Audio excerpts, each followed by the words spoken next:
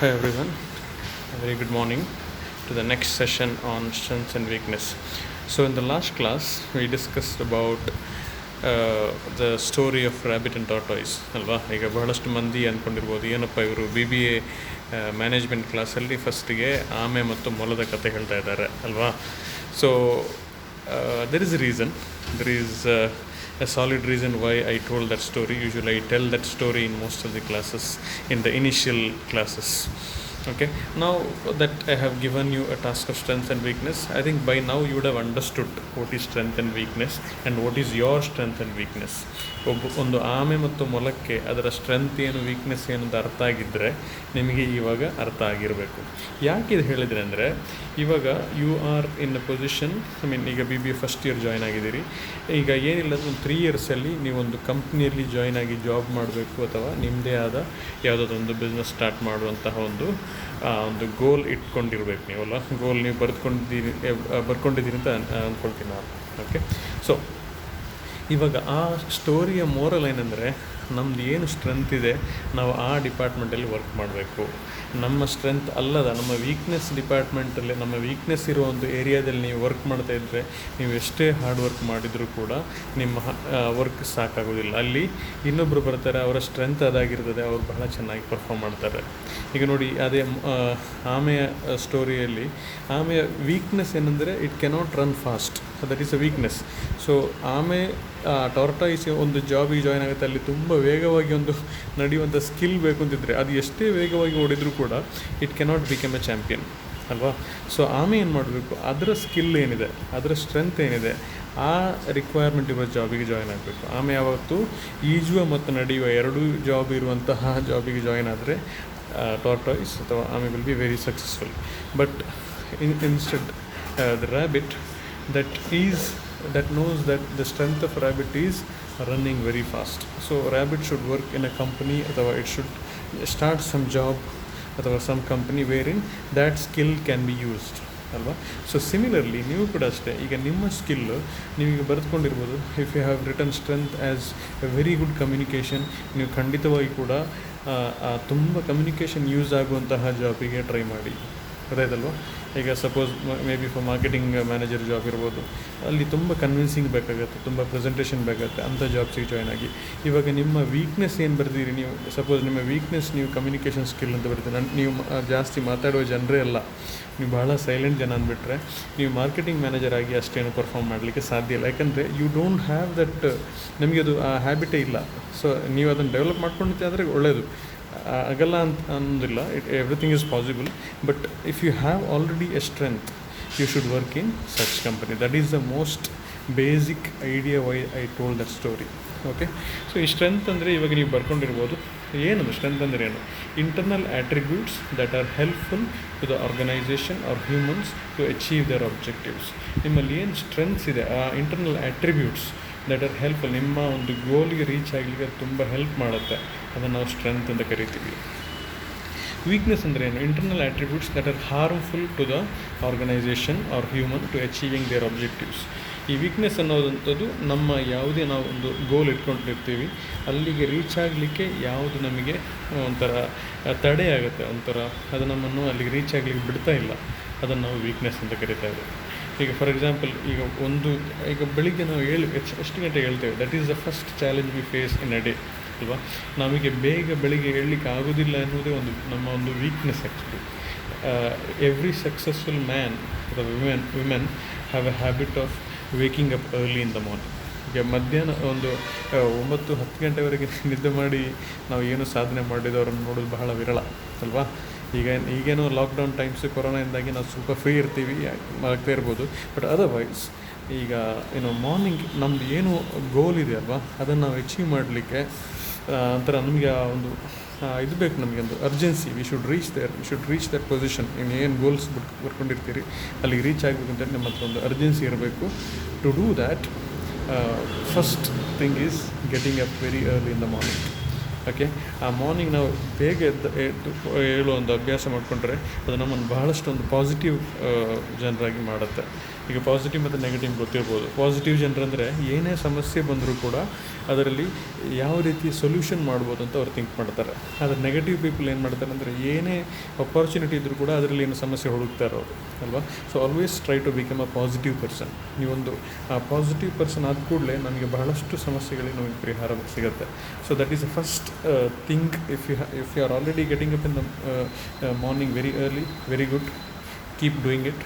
But otherwise please try practising getting up early. So ನಿಮ್ಮ ಮನೆ ಹತ್ರ ಎಲ್ಲಾದರೂ ಒಂದು ಸ್ವಲ್ಪ ರೌಂಡ್ ಒಂದು ನಡೆಯೋ ಒಂದು ಅಪಾರ್ಚುನಿಟಿ ಇದೆ, ಅದು ಕೂಡ ಮಾಡಿ. Walking is very good. Especially ನಾವೀಗ ಲಾಕ್ಡೌನ್ ಅಂತೇಳಿ ತುಂಬ ಮನೆಯಲ್ಲಿ ಒಂದು ಲೇಸಿಯಾಗಿ ಬಿದ್ದುಕೊಂಡಿರ್ತೀವಿ, ತುಂಬ ಒಂಥರ harmful for health. Okay, so try doing that.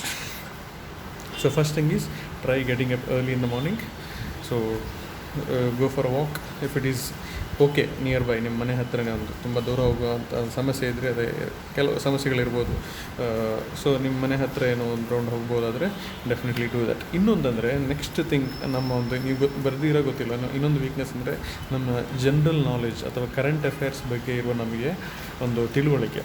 ಈ ಜನರಲ್ ನಾಲೆಡ್ಜ್ ಹೇಗೆ ಬರುತ್ತೆ ಅಂದರೆ, ನಾನು ಆವತ್ತು ಕ್ಲಾಸಲ್ಲಿ ಕೂಡ ಹೇಳಿದ್ದೆ, ನ್ಯೂಸ್ ಪೇಪರ್ ರೀಡಿಂಗ್ ಅನ್ನೋದನ್ನು ಒಂದು ಪ್ರಾಕ್ಟೀಸ್ ಮಾಡಿಕೊಳ್ಳೇಬೇಕು. Especially try Kannada newspaper ಓದ್ತಾ ಇರ್ಬೋದು. ಬಟ್ ಇಫ್ ಪಾಸಿಬಲ್ ಒಂದು ಇಂಗ್ಲೀಷ್ ನ್ಯೂಸ್ ಪೇಪರ್ ಓದಲಿಕ್ಕೆ ಚಾನ್ಸಸ್ ಇದ್ದರೆ ದಟ್ ವಿಲ್ ಬಿ ಬೆಟರ್. ಈಗ ಅದಕ್ಕಾಗಿ ನೀವು ಸಪ್ರೇಟ್ ಪೇ ಮಾಡಬೇಕು ಅಂತಿಲ್ಲ. Anyways you have a smartphone ಅಲ್ವಾ? ಸೊ ಅದರಲ್ಲಿ ಆನ್ಲೈನಲ್ಲಿ ಅವರ ಇ ಪೇಪರ್ ಅಂತ ಬರುತ್ತೆ. ಆ ಪೇಪರ್ ನೇಮ್ಸ್ ಹಾಕ್ಕೊಳ್ಳಿ, ದ ಹಿಂದೂ ಇ ಪೇಪರ್ ಅಂತ ಹಾಕಿ ಗೂಗಲಲ್ಲಿ ಬರುತ್ತೆ, ಅಥವಾ ಟೈಮ್ಸ್ ಆಫ್ ಇಂಡಿಯಾ ಯಾವುದಾದ್ರೂ. ಸೊ ಏನಾಗುತ್ತೆ ಅಂದರೆ ನಿಮ್ಗೆ ಕೆಲವು ಅರ್ಥ ಆಗಲ್ಲ words, I know that. So if you don't understand, you have another app in your ಮೊಬೈಲ್ಗಳು, ಡಿಕ್ಷನರಿ ನೀವು ಡೌನ್ಲೋಡ್ ಮಾಡ್ಕೊಳ್ಬೋದು, ಅಲ್ಲಿ ಕೂಡ ಅದರ ಮೀನಿಂಗ್ಸ್ ನೋಡ್ಕೊಳ್ಬೋದು. ಸೊ ಇವಿಷ್ಟು ನೀವು ಇವತ್ತಿನಿಂದ ಒಂದು ನಿಮ್ಮಲ್ಲಿ ಆ ಚೇಂಜಸ್ ಇರಬೇಕು. I know it's difficult suddenly to make a change in lifestyle, but it is possible. ಮನಸ್ಸು ಮಾಡಿದರೆ ಸಾಧ್ಯ ಆಗುತ್ತೆ. So getting up early in the morning, if possible go for a walk. At least ಒಂದು half an hour ಒಂದು ಸ್ವಲ್ಪ ವೇಗವಾಗಿ ನಡೀಬೇಕು. ನಿಮ್ಮ ಏಜಿಗೆ ಅಥವಾ ಒಂದು ಬೀಯಿಂಗ್ ಯಂಗ್ ಇರಬೇಕಾದ್ರೆ ನಾವು ಭಾಳ ಸ್ಲೋ ನಡೆದು ಏನೋ ಯೂಸ್ ಇರೋದಿಲ್ಲ, ಸ್ವಲ್ಪ ಫಾಸ್ಟಾಗಿ ನಡ್ಕೊಂಡು ಆ ಒಂದು ಅಭ್ಯಾಸ ಮಾಡ್ಬೋದು. Okay, but again see the condition. Is it ಅಲ್ಲಿ ಹೊರಗಡೆ ಹೋಗ್ಬೋದಾ ಏನೋ, ಭಾಳಷ್ಟು ಪ್ಲೇಸ್ಗಳಲ್ಲಿ ನಾಯಿ ಕಾಟ ಇರುತ್ತೆ, ಅಥವಾ ಒಬ್ಬರೇ ಓಡಾಡೋದು ರಿಸ್ಕ್ ಅಂತ ಇದ್ದರೆ ಬೇಡ. ಇಫ್ ನಿಮ್ಮ ಮನೆ ಹತ್ರ ಒಂದು ರೌಂಡ್ ಬರೋದಾದ್ರೆ ಓಕೆ, ಆ ಥರ ಮಾಡ್ಕೊಳ್ಳಿ. Then I told about reading newspapers. So this is very very compulsory. Okay, ಇದು ಇಲ್ಲದಿದ್ದರೆ ನಮಗೆ ನಮ್ಮ ಒಂದು ನಾವು ಏನು ಅಂದ್ಕೊಂಡಿರ್ತೀವಿ, ಏನಾಗಬೇಕು ಅಲ್ಲಿ ರೀಚ್ ಆಗೋದು ಸ್ವಲ್ಪ ಕಷ್ಟ ಆಗುತ್ತೆ. ಸೊ ಸ್ಟ್ರೆಂತ್ಸ್ ಎಕ್ಸಾಂಪಲ್ಸ್ ಏನು ನೀವು ಬಹಳಷ್ಟು ಬರ್ಕೊಂಡಿರ್ಬೋದು. ಇವಾಗ ಫಸ್ಟ್ ನೋ ಹೌ ಅಂದರೆ ನಾಲೆಡ್ಜ್. ಈಗ ಕೆಲವರು ಒಂದೊಂದು ಏರಿಯಾದಲ್ಲಿ ನಮ್ಮೊಂದು ಫೇವ್ರೆಟ್ ಏರಿಯಾ ಅಂತ ಇರುತ್ತೆ ಅಲ್ವಾ? ಕೆಲವರಿಗೆ ಕಂಪ್ಯೂಟರ್ ಬಗ್ಗೆ ಬಹಳಷ್ಟು ಗೊತ್ತಿರುತ್ತೆ, ಕೆಲವರಿಗೆ ಏನೂ ಗೊತ್ತಿರಲ್ಲ. ಸೊ ಅದು ಬಹಳಷ್ಟು ಗೊತ್ತಿರುವವನಿಗೆ ಆ ಕಂಪ್ಯೂಟರ್ ನೋ ಹೌ ಅಥವಾ ಕಂಪ್ಯೂಟರ್ ನಾಲೆಜ್ ಎನ್ನುವಂಥದ್ದು ಸ್ಟ್ರೆಂತ್ ಆಗಿರುತ್ತೆ. ಇನ್ನೊಂದು ಮೋಟಿವೇಶನ್ ಅಂದರೆ ಬಹಳಷ್ಟು ಮಂದಿ ಅವರು if you are already a motivated person. So motivation can be another strength.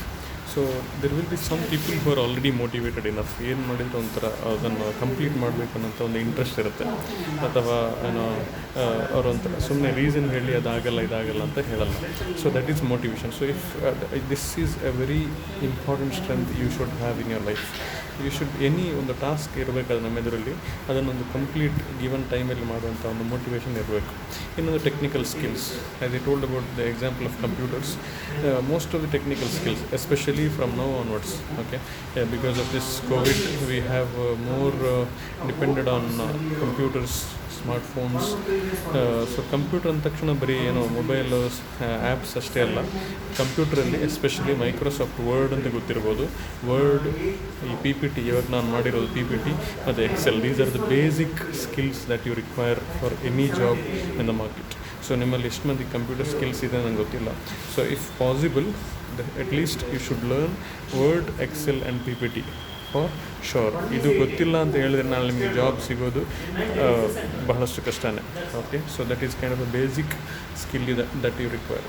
Next one is business links. ಅಂದರೆ ನೆಟ್ವರ್ಕಿಂಗ್ ಅಂತ ಹೇಳ್ತೇವೆ ನಾವು. ಇವಾಗ ನಾವು ಬಹಳಷ್ಟು ಪ್ಲೇಸಸ್ಸನ್ನು ವಿಸಿಟ್ ಮಾಡ್ತೀವಿ and we meet a lot of people.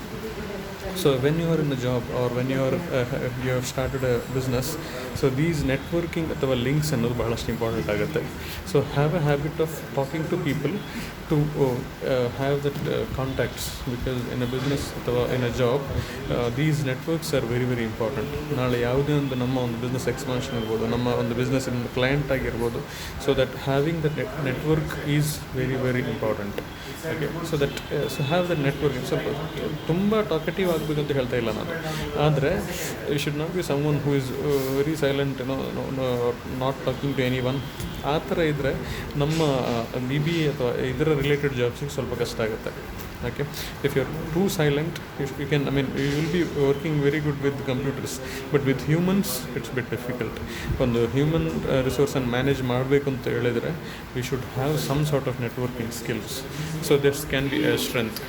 Coming to weaknesses, ಈಗ ಏನು examples for weaknesses are limited know how, ಅಂದರೆ ಯಾವುದ್ರ ಬಗ್ಗೆನೂ ಒಂದು complete knowledge ಇಲ್ಲದಿರುವಂಥದ್ದು.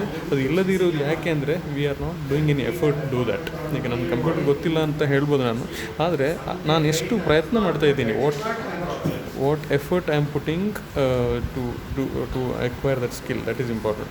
So that is the first weakness. So if you have that such weakness you have written, ಇವತ್ತು ನೀವು ಅದು try ಮಾಡಿ, ಆ ವೀಕ್ನೆಸ್ಸನ್ನು ನಾವು ಹೇಗೆ ಹೋಗಲಾಡಿಸ್ಬೋದು, ಹೇಗೆ ಅದನ್ನು ಓವರ್ಕಮ್ ಮಾಡ್ಬೋದು. Then insufficient skills and techniques, ಭಾಳಷ್ಟು ವಿಷಯದ ಬಗ್ಗೆ ನಮಗೆ ಸ್ಕಿಲ್ಸ್ ಇಲ್ಲದಿರುವಂಥದ್ದು. ಈಗ ಮನೆಯಲ್ಲಿ ನಮ್ಮ ತಾಯಂದ್ರು ಮಾಡುವಂಥ ಬಹಳಷ್ಟು ಕೆಲಸ ಇರ್ಬೋದು, ಏನೋ ಒಂದು ಕುಕ್ಕಿಂಗ್ ಇರ್ಬೋದು, if that can be your passion also. ಬಹಳಷ್ಟು ಮಂದಿಗೆ ಅದನ್ನೇ ಒಂದು ಜಾಬ್ ಆಗಿ ಮಾಡಿಕೊಂಡು, ಅದನ್ನೊಂದು ಬಿಸ್ನೆಸ್ ಆಗಿ ಮಾಡಿಕೊಂಡು ಬಹಳಷ್ಟು ಸಕ್ಸಸ್ಫುಲ್ ಆದವರು ಕೂಡ ಇದ್ದಾರೆ. So if you don't have a skill, if you don't have such skills, try to do that. This is the best time. Okay, any skill is not something to be insulted, something to be ashamed of. ಯಾವುದೇ skill ನಿಮ್ಗೆ ಗೊತ್ತಿದ್ರು ಕೂಡ one day or the other day it will help you for sure. Then poor information based on opportunities, ಭಾಳಷ್ಟು ವಿಷಯದ ಬಗ್ಗೆ information ಇಲ್ಲದೇ ಇರುವಂಥದ್ದು. ಅದಕ್ಕಾಗಿ ನಾನು ಹೇಳಿದ್ದು ನ್ಯೂಸ್ ಪೇಪರ್ ರೀಡಿಂಗ್ ಅನ್ನೊಂದು ಹ್ಯಾಬಿಟ್ ಮಾಡಲೇಬೇಕು. ಯಾಕಂದರೆ ಇವತ್ತು ನಾನು ನಿಮ್ಮ ಹತ್ರ ಕ್ವೆಶನ್ ಕೇಳಿದೆ, ಬಹಳಷ್ಟು ಇನ್ಫಾರ್ಮೇಷನ್ ನಮ್ಗೆ ಗೊತ್ತೇ ಇಲ್ಲ. ಅಟ್ಲೀಸ್ಟ್ ಒಂದು ಮಿನಿಸ್ಟರ್ ಹೆಸರು ಕೇಳದೇ ಇರ್ಬೋದು, ಅಥವಾ ಯಾವುದೊಂದು ಕಂಪ್ನಿ ಅದರ CEO ಬಗ್ಗೆ ಕೇಳದಿರ್ಬೋದು. So we should be updated about the various current affairs and knowledges that is happening around us. So different management and planning ಅಂದರೆ ಒಂದು ಇವೆಂಟ್ ಅಥವಾ ಒಂದು ಫಂಕ್ಷನ್ ಇದ್ದರೆ ಅದನ್ನೊಂದು ಆರ್ಗನೈಸ್ ಮಾಡುವಂಥ ಒಂದು ಸ್ಕಿಲ್ ಇರ್ಬೋದು. ಈಗ ನಿಮ್ಮ ಮನೆಯಲ್ಲಿ ಬೇರೆ ಜಾಸ್ತಿ ಬೇಡ, ನಿಮ್ಮ ಮನೆಯಲ್ಲಿ ಒಂದು ಸಣ್ಣ ಒಂದು ಫಂಕ್ಷನ್ ಇದ್ದರೆ ನಿಮ್ಮ ಪೇರೆಂಟ್ಸ್ ಅದನ್ನು ಎಷ್ಟು ಚೆನ್ನಾಗಿ ಒಂದು ಆರ್ಗನೈಸ್ ಮಾಡ್ತಾರೆ, ಪ್ಲ್ಯಾನಿಂಗ್ ಮಾಡ್ತಾರೆ, ಯಾವ ರೀತಿ ಕಂಪ್ಲೀಟಾಗಿ ಮಾಡ್ತಾರೆ ಅಂಥ ಒಂದು ಸ್ಕಿಲ್ಸ್.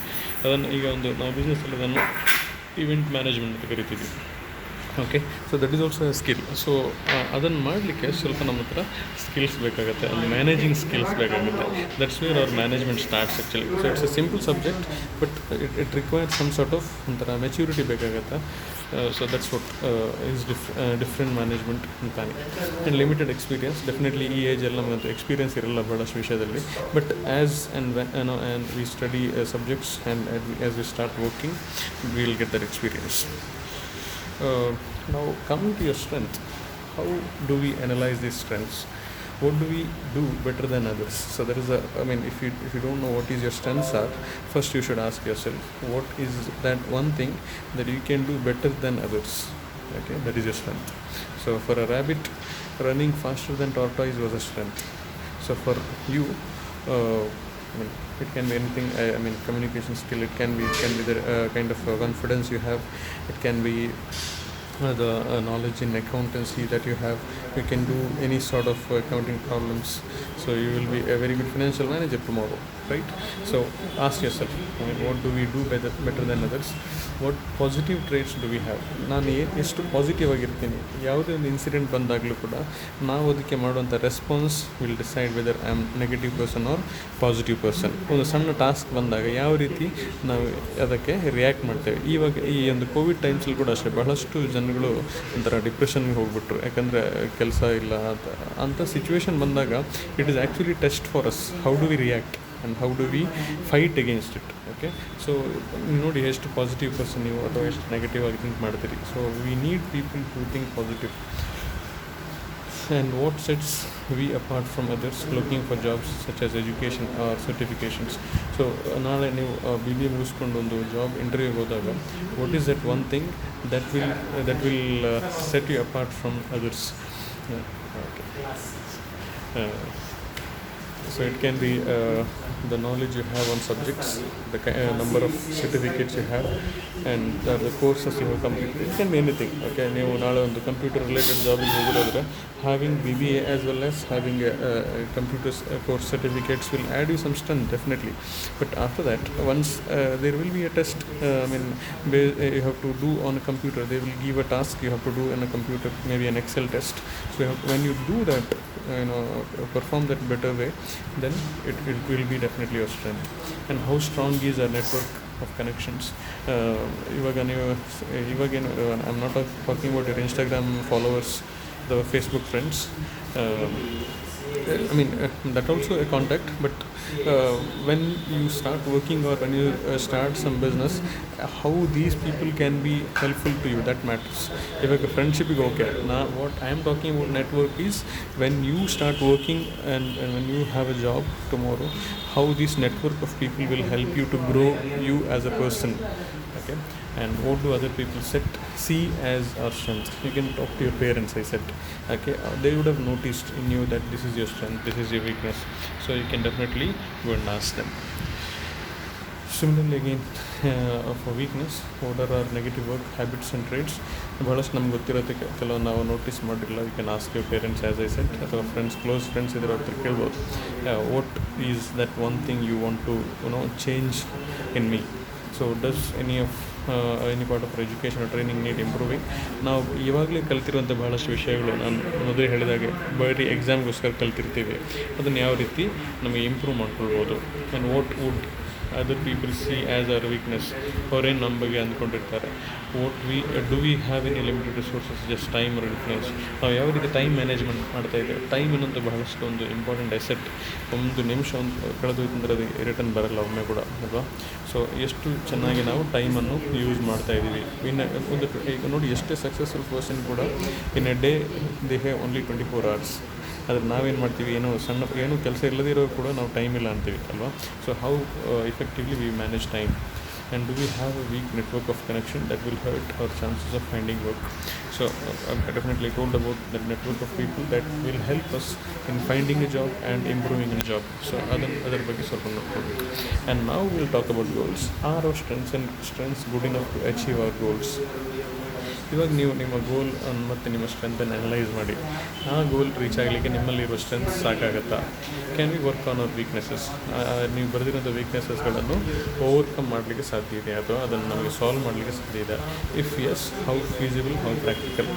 ಇಫ್ ಎಸ್ ಅಂತ ನೀವು ಅಂದ್ಕೊಂಡಿರೋದು ಚೇಂಜ್ ಮಾಡ್ಬೋದಿದ್ರೆ, ಈಸ್ ಇಟ್ ಪ್ರಾಕ್ಟಿಕಲ್? ಏನೇನು ಪ್ರಯತ್ನ ನೀವು ಮಾಡಬೇಕಾಗತ್ತೆ? So these are the basics of strengths and weakness and goals. I think you have understood what I am talking about. ಇವಾಗ ನಿಮ್ಮ ಗೋಲ್ ಮತ್ತು ಸ್ಟ್ರೆಂತನ್ನು, ವೀಕ್ನೆಸ್ಸನ್ನು ಪುನಃ ಒಮ್ಮೆ ನೋಡಿ, ಏನೋ ಚೇಂಜಸ್ ಮಾಡಲಿಕ್ಕೆ ಇದ್ದರೆ ಮಾಡಿ ನಂತರ ನನಗೆ ಅದನ್ನು ಗ್ರೂಪಲ್ಲಿ ಕಳಿಸ್ಬೇಕು ಅಂತಿಲ್ಲ. If you are feeling insulted that others will see, ತೊಂದರೆ ಇಲ್ಲ, ಏನಾಗಲ್ಲ, ಎಲ್ಲ ಫ್ರೆಂಡ್ಸೇ ಇರೋದು ಅಂಥದ್ದು. ಗ್ರೂಪಲ್ಲಿ ಕಳಿಸಿ. ನಿಮ್ಮ ಗೋಲ್ಸ್ ಬರೀರಿ, ಒಂದು ಪೇಪರಲ್ಲಿ ಗೋಲ್ ಬರೀರಿ, ಕೆಳಗಡೆ ಅದರ ಸ್ಟ್ರೆಂತ್ಸ್ ಲಿಸ್ಟ್ ಮಾಡಿ, ಅದರ ಕೆಳಗೆ ವೀಕ್ನೆಸ್ ಲಿಸ್ಟ್ ಮಾಡಿ, ಅದನ್ನು ಫೋಟೋ ತೆಗೆದು ಕಳಿಸಿ. Okay, I hope it is understood. Thank you so much.